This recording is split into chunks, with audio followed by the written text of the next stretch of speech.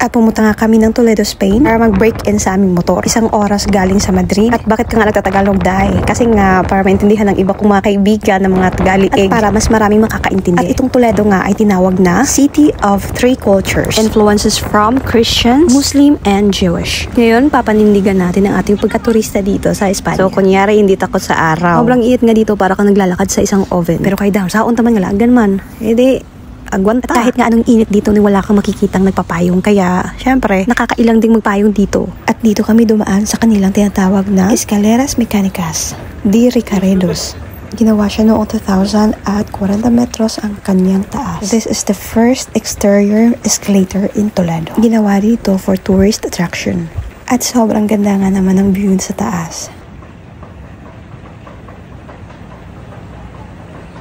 At ito na nga, inumpisahan na namin ang paglalakad sa kanilang Old Town. So nga no, kung nadiri sa abroad kay stitik, pero kung nasa Pilipinas kay dugyot ang bay. Pero nga naman, sobrang linis ng kanilang kalye. Siguro, ito din ang pinagkaibahan. Hoy, way purpose dire, way tupad ha, pero na linis ng kalye. Siyempre, kaya ang mga tax sa mga tao, tumapadong. At ito nga ang aking kuya.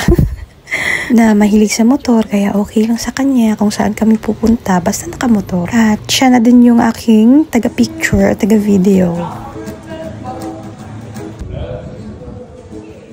Isa din ito sa kanilang tourist attraction ang kanilang cathedral, masterpiece of Gothic architectural. Ito ay inspired by French Gothic style. At hindi na kami nakapasok sa loob dahil pagdating namin ay closed na sila.